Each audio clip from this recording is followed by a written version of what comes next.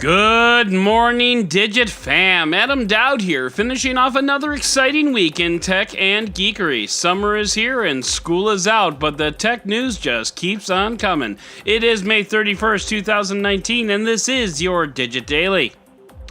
Surprise! The Moto Z4 came out yesterday amidst basically no fanfare. Some tech journalists were invited to a Moto event in New York earlier this week and got to go hands-on with Moto's latest flagship that is not a flagship.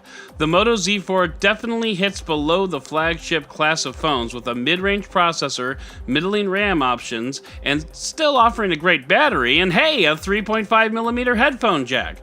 Because according to Google, headphone jacks are for common folk from now on. What's interesting about this is that the Moto Z4 showed up on Amazon a few days ago prior to its release date, and it stayed there long enough for someone to order it, and Amazon actually shipped it.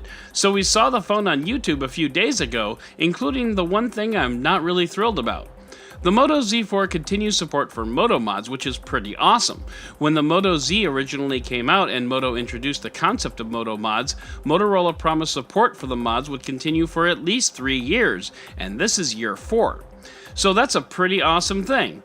But what the video shows and what Eric Zeman from Android Authority confirmed is that the Moto Z4 has a rounded back that doesn't fit well with the mods. The mods do attach to it, but they don't fit well, which is disappointing. There's a lip that hangs over from the back of the Moto Z4.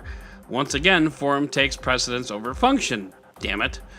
Also, this is the first Moto Z phone to not introduce a new Moto Mod along with it, which is also sad. Maybe we hit peak mod with the 5G mod? I certainly hope not. I think there's plenty more that we can do here, but in the meantime, double damn it. Anyway, the Moto Z4 isn't much of a mid-range player compared to the likes of the Asus Zenfone 6, the Redmi K20 Pro, and even the Poco phone, which is now 6 months old. The really good news is that if you're on Verizon, the Moto Z4 can be had for a mere $240, which is insanely cheap.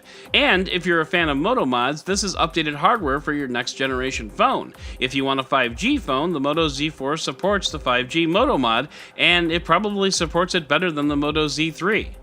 All that being said, if you don't fall into those categories, at a $499 retail price, you'll probably be better off going with the Pixel 3, the Pixel 3 Sympathy for the Devil, or the Asus Zenfone 6. So, thanks for playing, Motorola, and a genuine thank you for keeping the Moto Mods alive. Maybe I'll get a chance to play with this phone someday, but for now, it's time to head into the Roundup!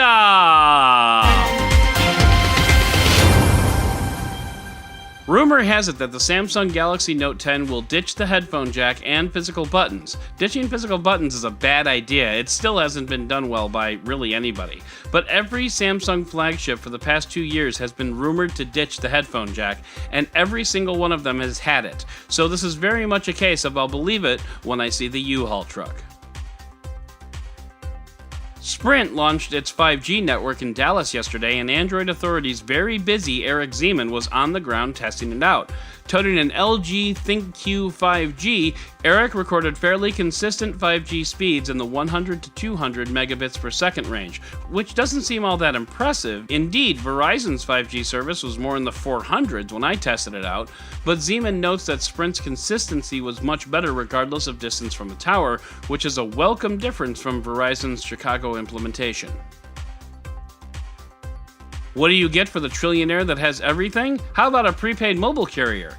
Amazon is reportedly interested in buying Sprint's Boost Mobile prepaid phone carrier as part of the Sprint T-Mobile merger, which makes sense. After everything else that Amazon owns, why not add a mobile carrier? If that happens, the only thing left to buy will be governments and small countries. Look out, Malta, you're next. The Verge has a breakdown of what they expect to see at Apple's Worldwide Developers Conference next Monday, and spoiler alert, that'll probably be our top story for next Tuesday. But anyway, there's a full list there, but what The Verge is most hoping to see is some sense of what's going to happen in the future of macOS. It seems more and more clear that the iPad Pro is cutting in on the Mac's turf, so we're hoping to see a resolution of some sort, so we can finally know what a Mac is for and what an iPad is for, or maybe they're both the same now. Answers, Apple. Answers. Hubert Horan over at Naked Capitalism writes how Uber and Lyft are both destined to fail now that they've gone public. Long story short, and it's a very long story, neither of them seem to make any money. Indeed, both have lost billions with a B dollars as part of business operations, acquisitions, and R&D. And this is the reason I'll never start a company. I was under the impression that you had to make money to be in business. Turns out that's not the case. You only need to make rich people think you can make money, and apparently rich people are dumb. And finally, the days of Qualcomm dominance may be coming to an end. You might remember the Qualcomm antitrust lawsuit we talked about last week. Well, Ars Technica has a breakdown of how Qualcomm leveraged its unrivaled power in the smartphone industry to strong-arm companies into signing bad contracts. This is as eye-opening as the lawsuit that dropped between Qualcomm and Apple a few weeks back. That was eye-opening because it made everyone realize that Qualcomm was the big kid in the schoolyard. This article shows how Qualcomm wasn't just the big kid, he was the bully demanding everybody's lunch money. So that is going to do it for today's Digit Daily. If you'd like to learn more about any of these articles, check out the links in the show notes or subscribe to our daily newsletter on Digit.com.